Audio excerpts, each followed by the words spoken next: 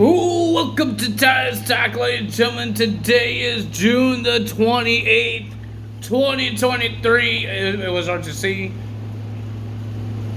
Itchy back. But it is June 28th, 2023. We got some NXT to talk about. But, ladies and gentlemen, we got an interesting match happening next week. We have the NXT Underground match. That looks like Raw Underground.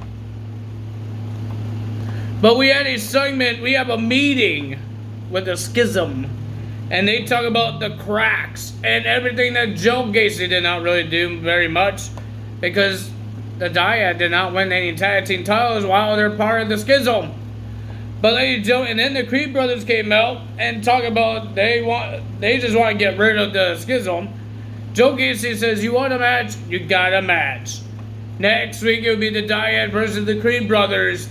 But there was only one stipulation that Mr. Joe Gacy could make. And whoever loses, the team will leave NXT. Which team is going to be gone? Remember, I think the Dyad is going to be gone because their contract is supposed to be expired soon. I thought it was in fall, but maybe it's in the summer. I don't remember. I thought it was in fall. But maybe that's what it is. So I'm guessing the Dyad loses. They're gone. And now we have to worry about that. Because they didn't renew their contract.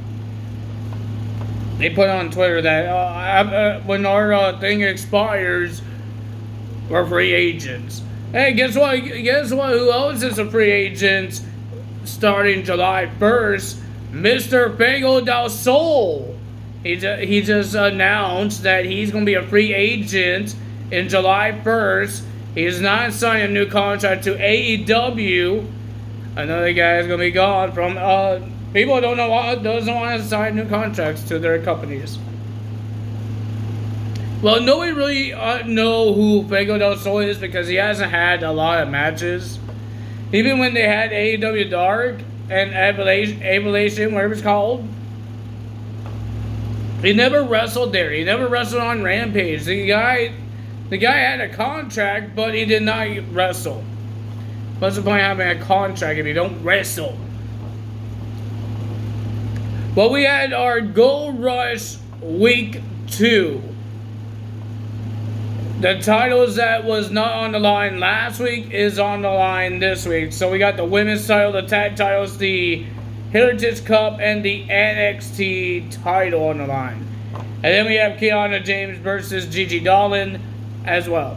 So first match of the evening, we got Tiffany Stratton versus Thea Hale for the NXT women's title. But during, at the end, we saw all the coaches were yelling at each other. Drew Gulak, Charlie Dempsey, and Duke Hudson were yelling at each other, distracting the referee because Drew Gulak was on their apron.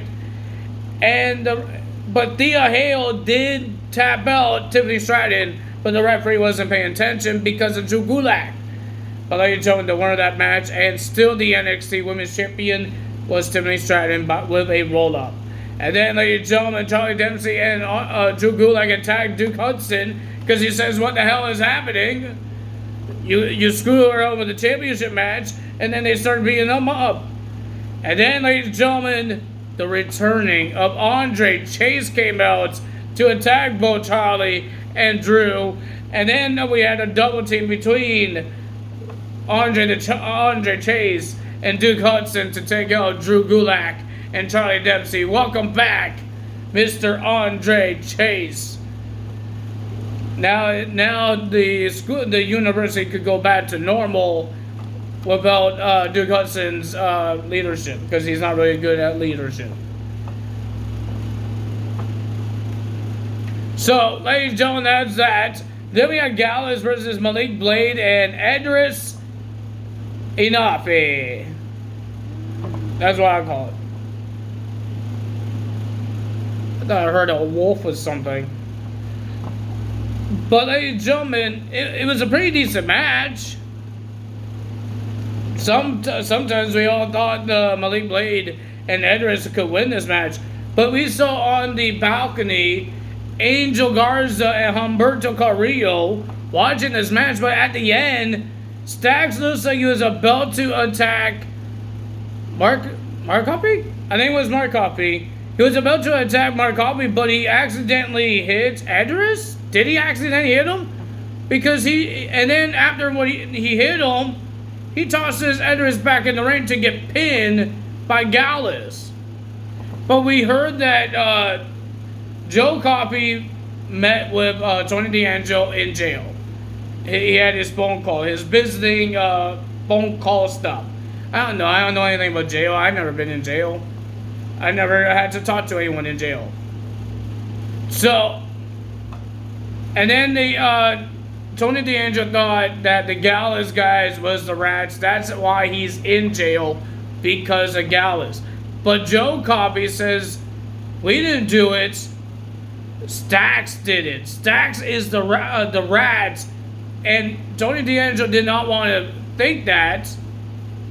But Joe Coffey had a recording of Stacks, and I guess he admitted that he did it. He said he's done being the boss, the Don, whatever he is. But that's what happened. Stacks turned on Tony D'Angelo. We don't know if it's true. We don't know if it's true, but it could happen.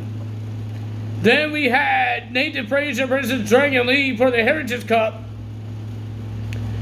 One person had Valentina Perez in their corner, and the other one has Valentina Perez's tag team partner, Yusa Leon.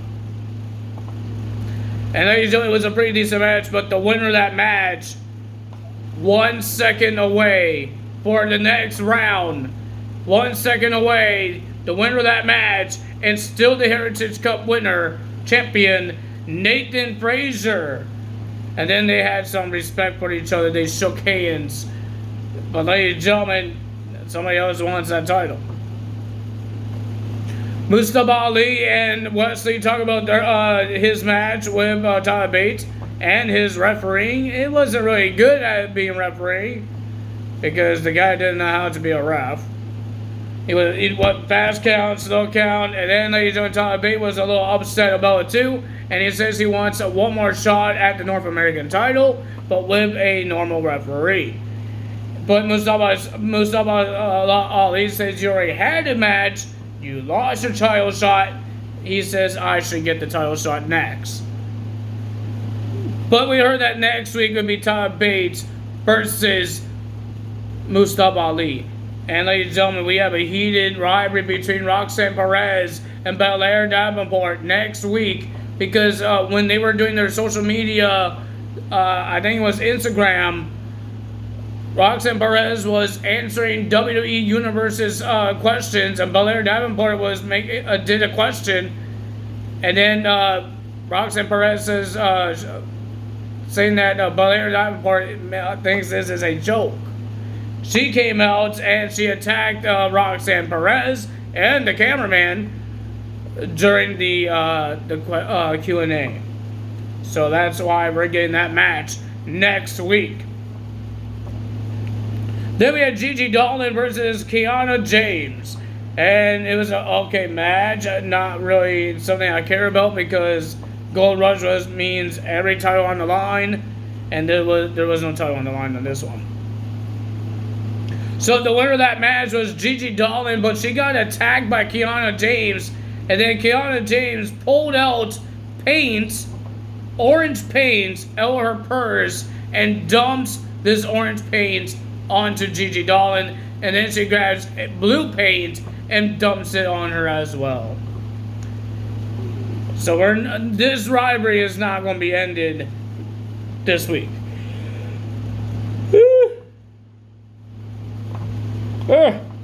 Then we had Carmella Hayes versus Baron Corbin for the NXT Championship. Baron Corbin brought a old gimmick back. Well, technically Triple H did. The Lone Wolf, Baron Corbin, with his pants. I'm happy that he's not wearing those short shorts anymore and that shirt, because he didn't look like a wrestler when he was wearing those things. He wasn't looking like a wrestler. He looks like a normal human dude that's fighting people in the streets. So, thank God he has actually a ring attire. It was a pretty decent match, and we thought Baron Corbin might win this match because he powerbombed Carmelo Hayes onto the announce table, and Hayes was knocked out. But ladies and gentlemen, the winner of that match, and still your NXT champion, Carmelo Hayes. And then to end NXT, we heard Braun Breaker yelling at Shawn Michaels in his office, saying that he wants better competition because he beat everybody, but he did not beat Carmelo Hayes. He did not beat Seth Rollins. How did he beat everybody when he didn't beat those two guys, the top champions of the WWE and NXT? He didn't beat those guys. He lost twice to Carmelo Hayes. So we will find out what in the world is happening with Braun Breaker next week, because he wants more better competition, I guess. I don't know. But ladies and gentlemen, we are days away. 2 days away. 2 days. I think everybody that pre-ordered AEW Fight Forever will be getting it tomorrow. Well, Wednesday. And if you don't pre-order it, you could buy it on Thursday on June 29th.